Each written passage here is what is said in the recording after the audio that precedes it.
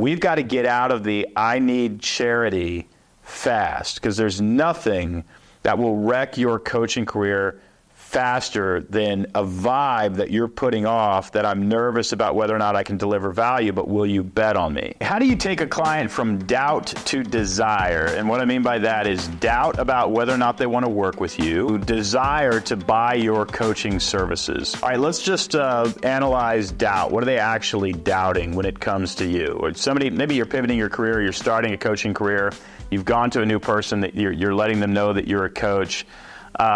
Here's what's going on in their mind. They're wondering whether or not you want charity. And what I mean by that is, do they actually believe in their value? Do they believe that they can give you, you're going to give them money, so they make you or save you money in return?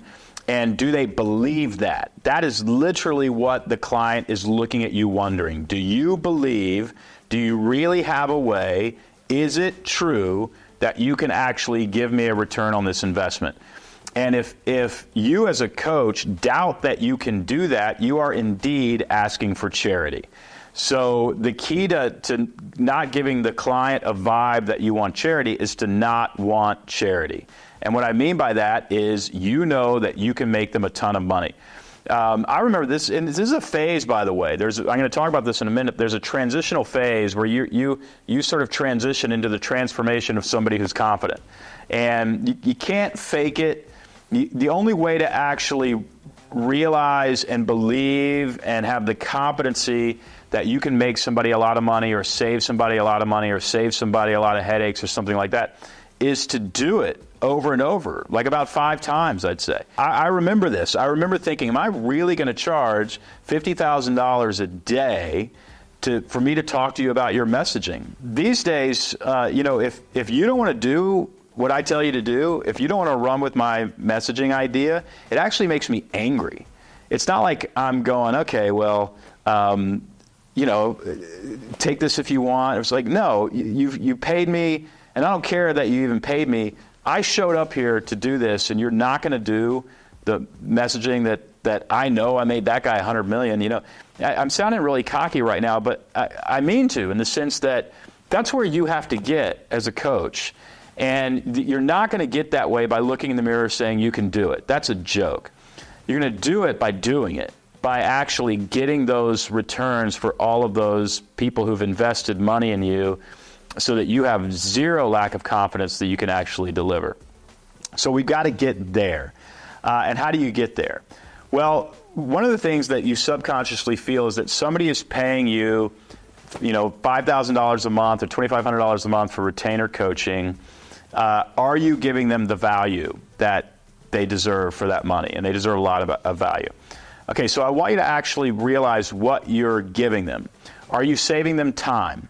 Time equals money. Another one is health. If you're getting them better sleep, if you're a physical trainer of some sort, health is worth a lot of money. I want you to write down, it's a good important exercise for both you and them, to write down all the ways that you are actually making them money and the things that translate to money. Because it is an economic investment in you, and you need to give them an economic investment in return, even if it's indirect. That is going to build your confidence, and that's going to begin that transition, that transitional transformation into somebody who is confident that they are worth it, so that you don't put off the vibe that you want charity.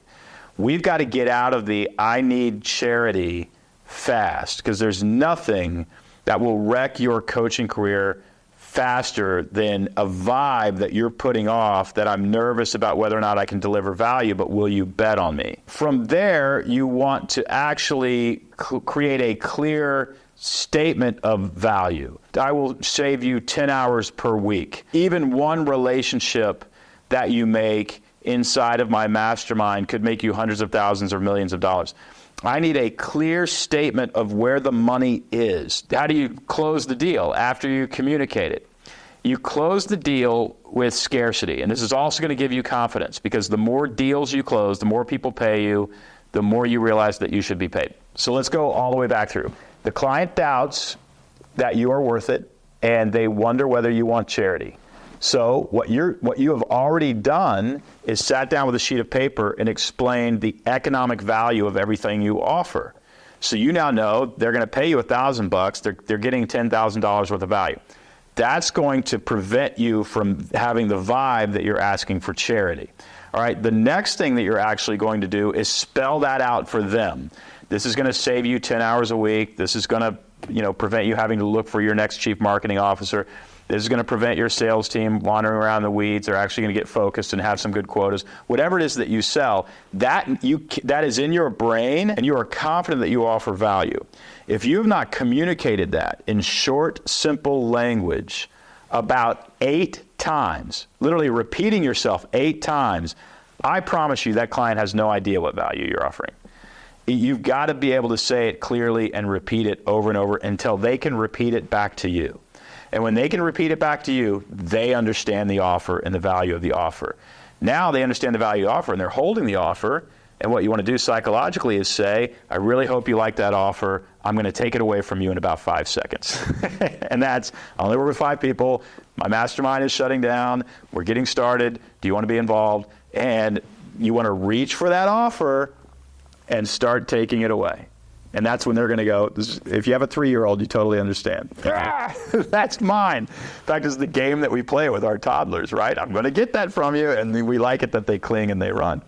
It's just a psychological thing. But that's how it is. That's how you take a client from, I doubt that, I ever want to work with this person, to I desire to work with this person. And you want that to happen with every single one of your potential clients. So take them down that journey, and you're going to close more clients. By the way, if you want to read some emails that I've written that close clients, that create that scarcity offer, they're in my book, Coach Builder. Go grab the book or join the Coach Builder community. It's a membership community of a bunch of coaches.